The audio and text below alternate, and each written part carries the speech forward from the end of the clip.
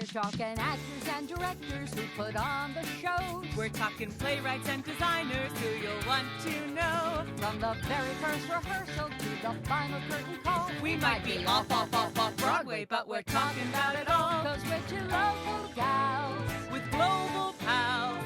It's everything, everything, everything theater. with Benita And Ellen. Hello, everyone, and welcome to the Everything Theater Podcast, the podcast where we talk about everything theater. Hi there, everybody. I'm Benita Zahn. And I am Ellen Cribbs. And hats off to everybody who attended CRAFT, the Capital Region Theater Festival, which just happened at Cohoes Music Hall. It was a sellout. Ellen performed. She was great. Lots of local performers going on, and the point was to raise awareness and funds so that in the spring, the Capital Region will celebrate a wonderful Festival of the Arts. And which brings us to our guest today. He's a fellow who knows all about celebrating the arts in all of its forms. Rob Bailis joins us. He's the artistic and executive director for BroadStage in Santa Monica, California. Good to see you. Good to be with you. I have to let you know, because it's a family name. It's BroadStage, believe it or not. It's the Broad family, spelled like Broad, but pronounced Broad. Bros. Well, you know what? You got to tell your PR guy. Good to have you. You are, I love the way your PR person writes, though, a cultural visionary. Oh, good Lord. Los Angeles. What's that? You tell us. That's why we booked you. It sounded like you were, Ellen and I have interviewed folks from all across the country, and a big issue is building audiences. Right. Yeah. And how do you do that? How do you engage people across cultures? And that's part of what the CRAFT Festival is about. But this is something that you've really embraced, and that's what you're working. So, Rob, give us a sense of the work you're doing, how it's working out. Sure. Well, building new audience is certainly the key, right? And I think as we've come back from pandemic, what I think the field wide, what we saw is I think what people have agreed is somewhere between a 20 and 30% drop off from where sort of the typical numbers of attendance were prior to pandemic. And there are a lot of reasons for that. They've kind of all been discussed, and I don't want to spend too much of our time on that today. But we know those are the conditions that we're working with. And a lot of that has had to do with three major factors, right? It's had to do with the fact that we are amidst the largest generational population shift in the history of the modern United States. So in broad strokes, and forgive me for using blunt objects like millennial and boomer, but for the sake of conversation, we'll just talk about it that way. The shift in population, majority population from boomer to millennial is well underway, if not already pretty much there. And the big shift there, of course, is that we're talking about not a generational transmission from parents to kids, but it's actually from grandparents to grandkids. And in the midst of that, all kinds of things in that generational shift, the biggest impacts were largely technology, right? This is when all of a sudden the cell phone shows up. This is when mobile technology shows up. This is when communication technologies change so dramatically. So we're talking about audiences that have totally different ways of receiving information, totally different ways of digesting information, totally different cultural landmarks that hold them up. So this whole transmission of sort of generational, behaviors has really changed, and that is driving this big conversation in theater about who should we be programming for, who's coming, who's not coming, what kinds of things do we have an obligation to uphold because we're here for the art form, and what kinds of things do we have an obligation to uphold because we need audience. So, and those things are right, I'm going to jump in for a sec. You've been focusing on shifting the performing arts business from transactional, you buy a ticket, we give you a show, right, to relational. Correct. Yep. But you still have to buy a ticket. Still have to buy a ticket. And the mechanisms of buying a ticket are also really quite different, right? Depending on who you are, right? Some people really still need to call a box office. Some people would not get near a phone if their life depended on it, right? So there's still all of that going on.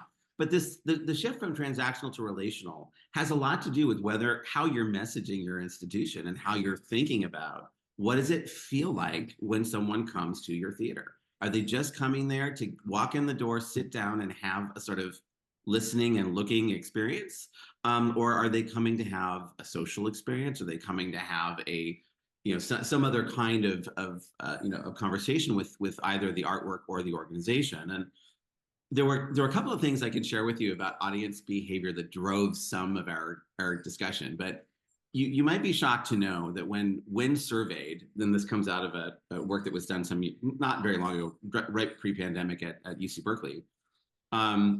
If you asked younger generation theater goers what were the big reasons they weren't going, the first reason was, I don't want to go anywhere that I can't leave without being embarrassed.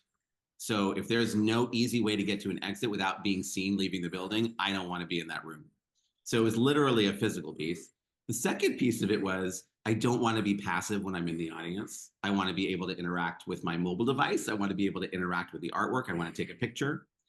And the third piece was, I want to be able to have my social capital go up based on how I'm interacting with the world. So I need to be around other people who are like me, and I need to be able to actually take pictures or have something I can post in all of my channels that really separates me from the rest of the world, that really defines who I am and helps me share my identity across those channels.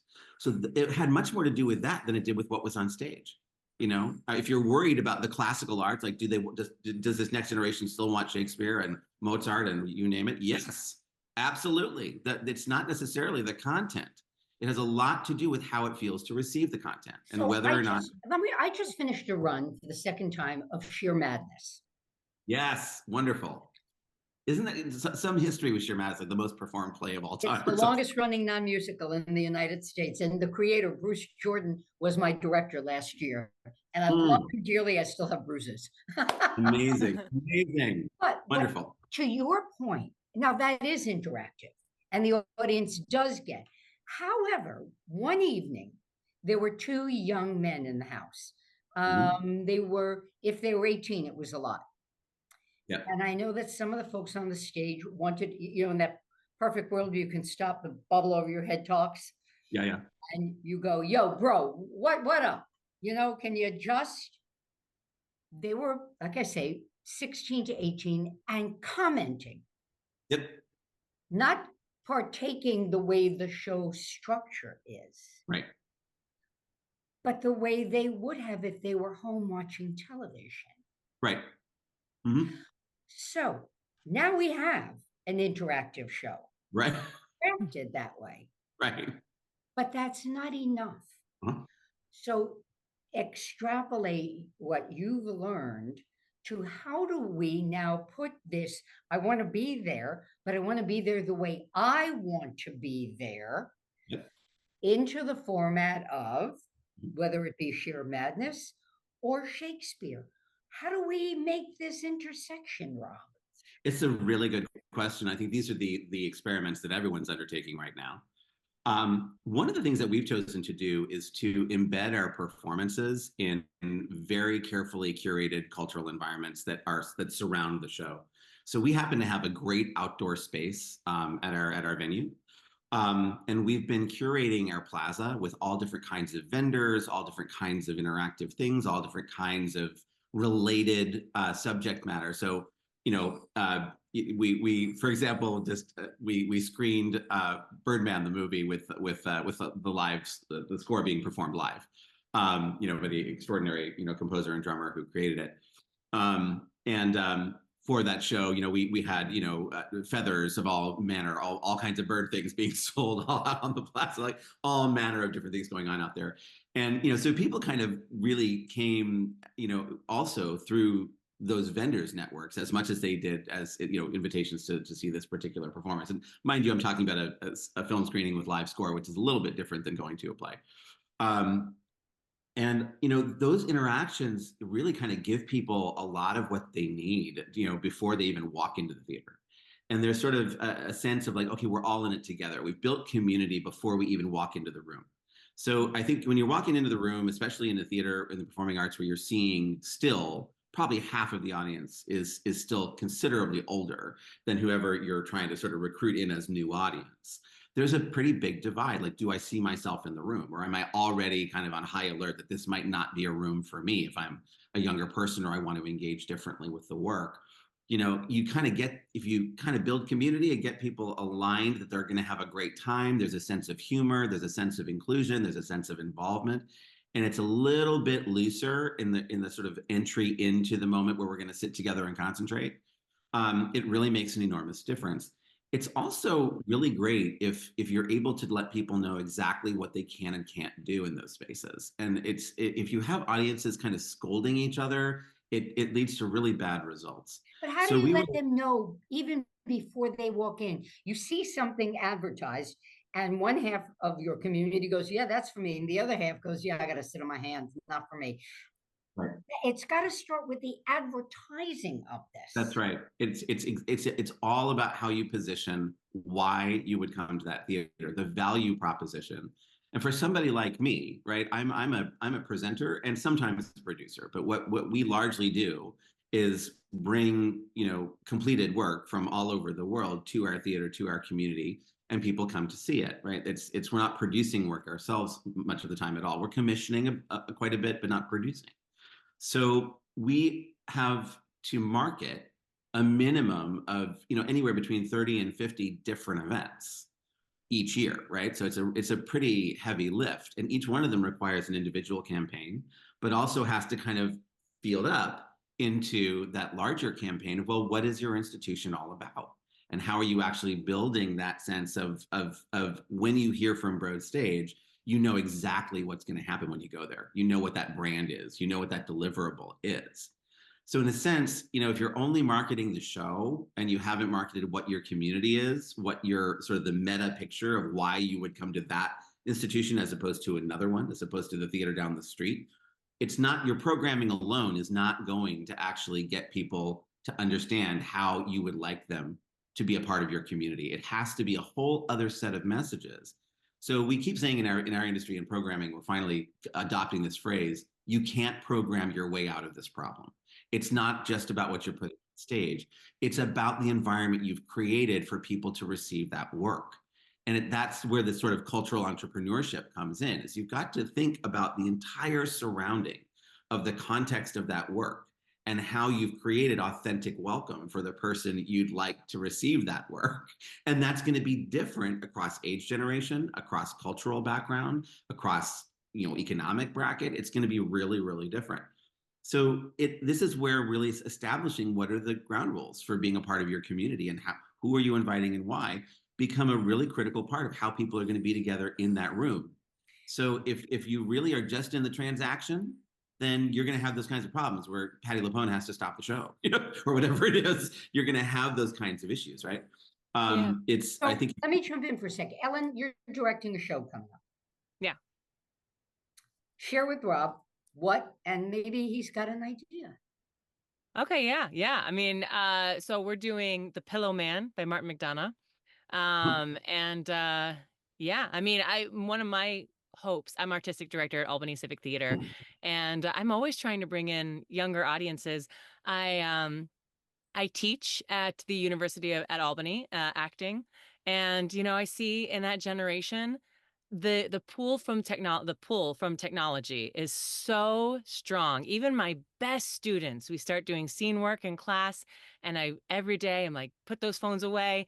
Don't want to see a single phone. I'm working with like two students up on stage. Everyone's supposed to be watching so they can comment, and then they slip out those phones, and so yeah, I guess that's one of my questions to you. Like, for my audiences, what's something we can do to battle that technology pull that's so strong in that generation? Yeah, it really is. On the one hand, um, I will say I think fighting with it may not be the answer.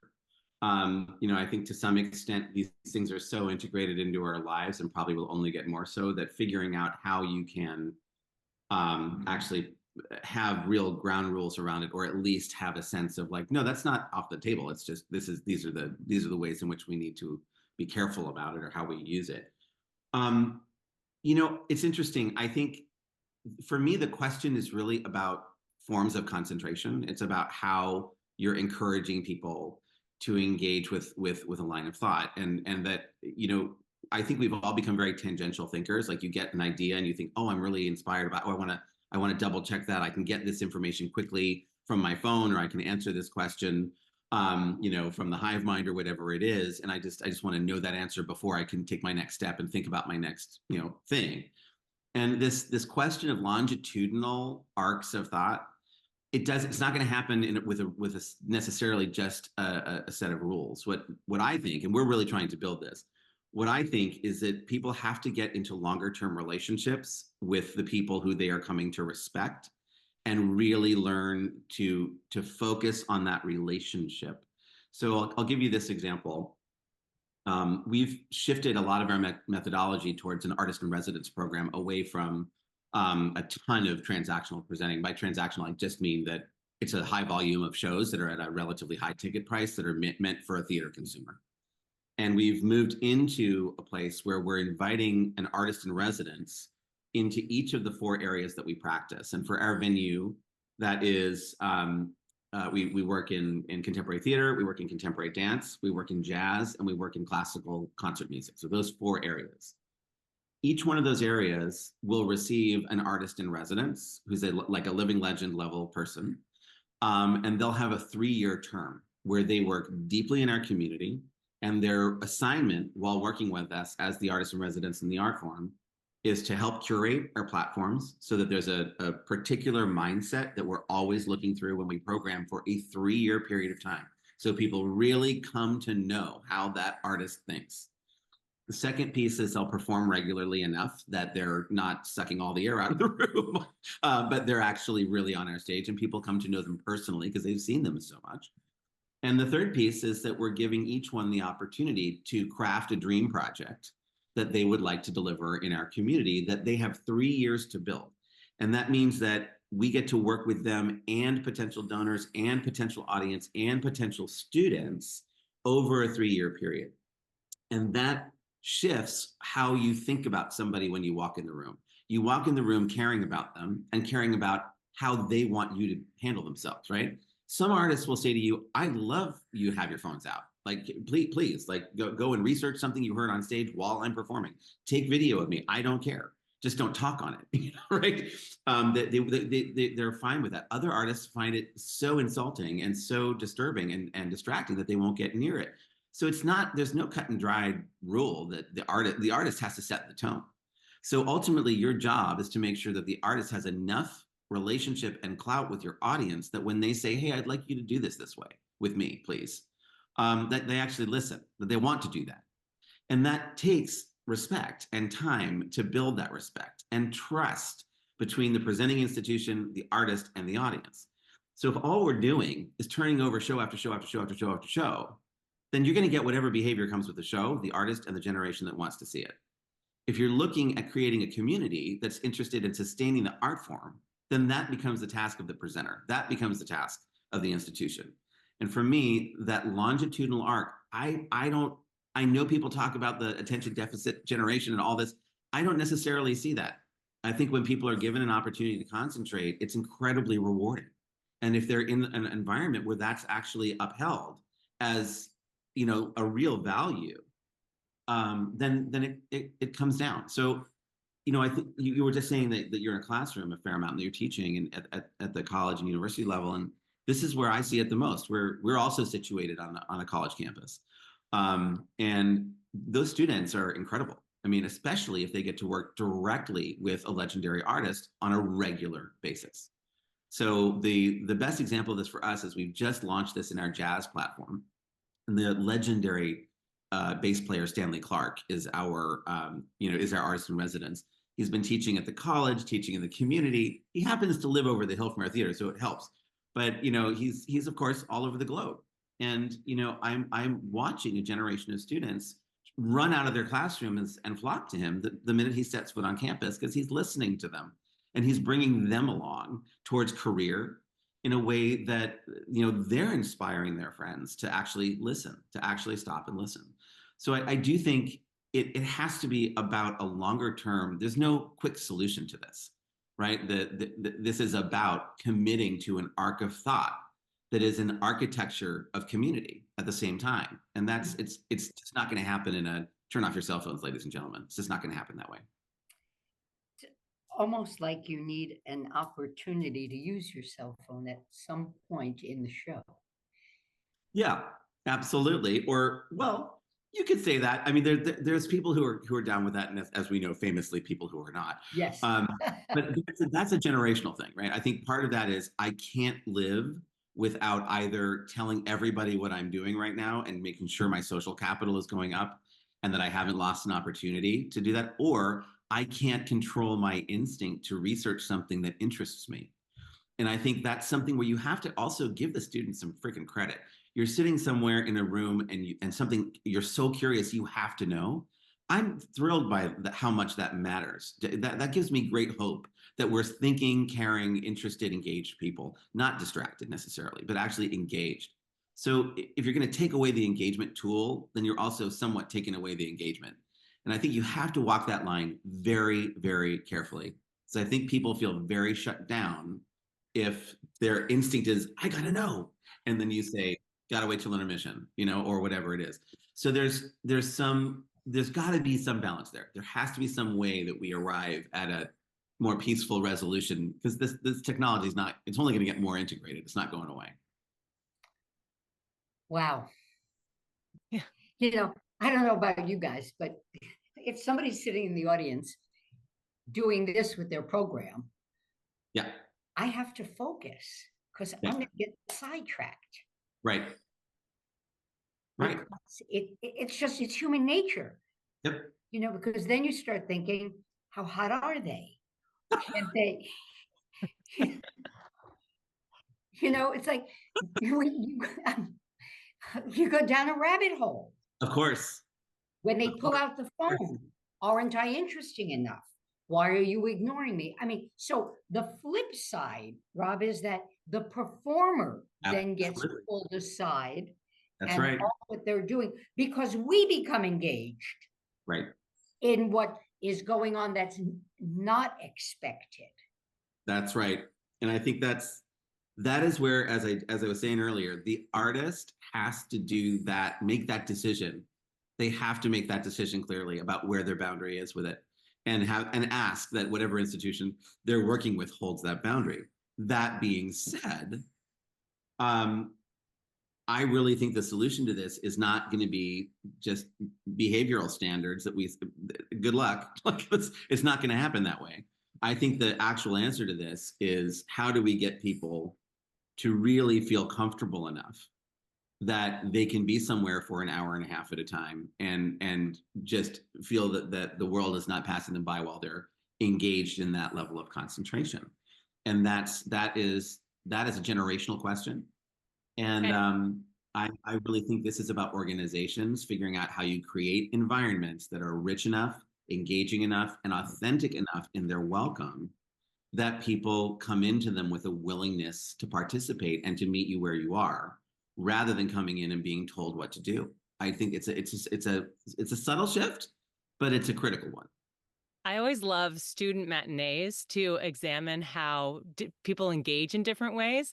For example, at Cap Rep, like they usually have a very senior audience base for the majority. So you do a long run of a show, and most of it is people sitting very politely and clapping and responding the way you'd expect. And then you bring in the students for that student matinee. And I know actors who loathe those matinees. They hate them. I love them because it's just such a different energy.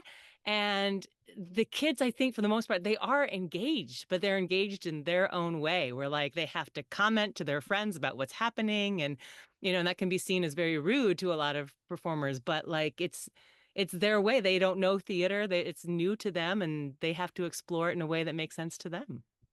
And Ellen, to that point, Rob, do we have to teach them that's not the way theater has been, or do we have to change? And if you go back to Shakespeare, I mean, they were talking. Yep. Same thing with opera. You know, these were social events, you know, and so, you know, I do think it's, you know, I think, again, I don't know that there's any one path. I do think that part of anyone's education is how do you participate in the cultural life of your community, right? This is actually enshrined in the you know, Declaration of Human Rights, right? With in the UN Charter, right? It's the arts and the right to participate and the cultural practices of your community are enshrined as a human right, right? So it's not like, oh, let's the theater is an extra or an add-on, or it's that dollop of whipped cream on top of your sundae. It is the meat of the meal. It's the practice. It's the entirety. This is how we, you know, we go through life. That all of the most incredible accomplishments of humankind are actually, you know, cataloged, upheld, and projected into the world through some form of cultural practice, and mostly through the arts, right? So this is the conveyor belt of human accomplishment. That's what it is through time. So, you know, you can't take that part away, which means a lot of culture comes with how you do it, right? So take the example of like the Zen tea ceremony. It could take you 30 years just to learn how to do it right. Right? I mean, so of course it's going to take some time to figure out how a major cultural practice like participating with live art has to be part of how you're actually engaging with raising the arriving generation every single time. So Rob, yeah, that's give us an example of something that worked and something that didn't. Oh, in what context? I've got so many failure stories and so many success stories. In the context of embracing and the engaging. Oh, wow. You know, I'll give you an example from, since we're talking about younger audiences or arriving audiences, I'll give you an example of a project that I did not with BroadStage, but in my previous job, which was at UC Berkeley. I was um, working at Cal Performances, and one of the roles that I had there, Cal Performances being one of the largest presenting platforms on the West Coast and one of the larger university presenting platforms anywhere in the country. One of my jobs while there was to engage the student body in coming to performance. So, which is traditionally very difficult, right? I think anyone who's sort of, you know, dealt with that particular, you know, age range, this is where you really got to get people to say, yeah, I'm going to be a lifelong theater goer. This is when you have that opportunity to really instill that. And of course, it wasn't really successfully going on, right? So what we did in that context was we built a program called Front Row. And the idea of Front Row was that a group of students would be hand-selected through their own application process, self-selected, to become a curatorial board, and they would select an artist, this major figure, who they wanted to work with, and basically curate a one-night only show about that artist's life and interests. So it wasn't curating them in performance. It was curating them, literally inviting them to open their hearts, their minds, their careers, their experiences over a 6-month period with those students, and giving the students the opportunity to sort of work with them to hand select, if you were going to have a one night only show just about you, your friends, what interests you, that would be worthy of the stage, what would it include? So typically this would end up being a group of about 10 to 15 students. The artists who did it were as, you know, wide ranging as, you know, Margaret Cho to Daniel Handler to Lars Ulrich, and they literally basically came in just as themselves with their whole lives open and said, all right, let's make a bespoke evening. And each one of those evenings was completely different. You know, Margaret was interested in uplifting arriving comics. Lars was interested in all these incredibly diverse people in his world who he wanted to spend a night talking to. So it was very, very, very different. But the students' job was to produce that show and also to make sure that it was relevant to an audience that they were going to invite. And that audience needed to be up to 2,000 people. So it was no small task. So this was a way that was a particular engagement strategy. But one of the things that came out of it and what I really learned from it was, you know, where there's a sense of authorship, there's a sense of real commitment and care. And I took that away from that more than anything, that if there's a way to create a success story with people who you're trying to get into the room, there's got to be some sense in which their presence there carries with it a sense not just of belonging, but a little bit of authorship. That by being there, they're completing a circuit. They're somehow, it's not you being in the room where it happened, right? It's a big deal. And bringing that along to a generation that's largely interacted with screens is pretty tricky. So, it's a in 2 different. minutes, what's the thing that failed? Because I'm looking at the clock. The failures, the ultimate, especially with younger folks, the failure is any kind of invitation that does not come with a cost or a fee or so giving away free tickets or comps or whatever, disaster. It will fail every single time. People don't show up. If something has no value, there's no consequence, there's no engagement. You didn't have to work for it in any way. It has no value. It's just, okay, well, I was free or I wasn't free or I want to do something else. So those strategies do not work. That sort of let's make it really, really accessible always works. Let's make it free devalues the entire construct and fails every single time. So if you're looking to engage people in larger numbers who are younger, the barriers to access are often financial. And I think the pay what you can idea is really great. All those kinds of things, especially if you're looking for that rarest of unicorns, the 25 to 35-year-old who's just disappears from college and doesn't come back to the theater until after their first child is born, and only on date night. If you're looking for that unicorn, then that is often it's timing and it's financial. So how do you get someone to say, hey, I know that you're going to have to pay for a babysitter and also do this and also do that, but I still need you to come and see this show because it's still going to change your life. How do you get those messages across to somebody who needs to know that you're seeing their lifestyle, you're seeing their needs, and you're seeing them when you ask them to come, not just here's the show. So I would say that the rule of thumb is devaluing it by taking the cost out is not a good idea, but so some value has to be there or the value proposition drops altogether. And the second piece of it is there's got to be some way in which you're letting somebody know you see them before they buy a ticket. So that puts a lot of pressure on how you communicate. But those without those things, any effort to recruit people will probably fail. Goodie bags for the ride home, so you don't have to go out after. I'm telling you, those things work. Just feeling seen a little bit, just even a little bit. Not just going to see, but feeling seen when you're there. We have seen you today, Rob. You are great. There you go. Pronounce your last name again. You got it right, Bailis. I did. Okay. Yep. At BroadStage. BroadStage, correct. Yep. Fabulous. This has really been eye-opening. Thank you. Yeah. I hope we got you what you needed. This is a wealth of information. Thank you so much, Rob. It's been a pleasure having you. And for our listeners, hey, go use some of these ideas. I'm Ellen. And let us know. And I'm Anita Zahn. Thanks so much. We'll see you next time.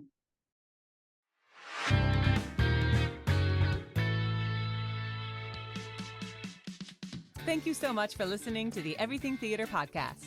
Special thanks goes out to Alice Grinling for our photography and Justin Friello for composing our amazing theme song. Please remember to subscribe to our podcast and follow us on Facebook, Twitter, and Instagram.